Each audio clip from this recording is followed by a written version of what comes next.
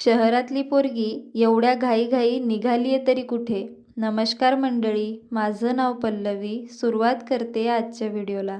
आज सकाळची सुरुवात ही मॅमच्या घरी 5 वाजता झालेली होती. मॅम माझ्यासाठी सकाळी 5 वाजता उठून चहा, नाश्ता सगळं तयार करत होत्या.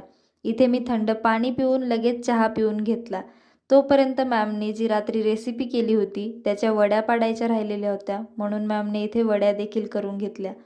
मम्मीचा फोन आला होता की उठली की नाही, आवरलं की नाही, म्हणून लगेच आवरायला घेतलं, का तर गाडीचा टाईम झाला होता. खरंच मंडळी, मी खूप नशीबवान आहे. मला पुण्याला देखील आईसारखी माया लावणाऱ्या मॅम आहेत, ज्यांनी सकाळी 5 वाजता उठून माझ्यासाठी चहा, नाश्ता, त्यानंतर त्यांनी माझ्यासाठी प्रवासात लागणारा जेवणाचा डबा देखील तयार करून दिलेला होता. एक आई जशी मुलीला सांगत असते ना, हे ठेवलं का, ते ठेवलं का, काही विसरलीस का, या सगळ्या गोष्टी त्या करतात बरं का माझ्यासाठी. घरापासून लांब गेली तर आईला मिस करते, पुण्यापासून लांब गेली तर मॅमला मिस करते.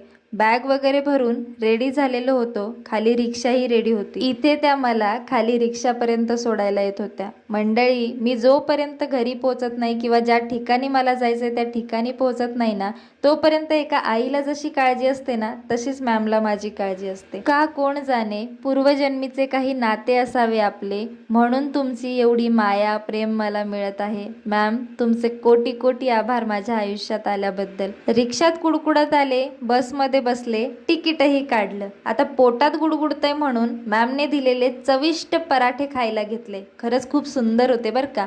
पण आता माझी किस्मत खराब, बस बंद पडली. पण आता करणार काय ना, पुढचा प्रवास करायचा कसा, म्हणून कंडक्टर काकाने आमची सोय दुसऱ्या बसमध्ये करून दिली. Bye bye.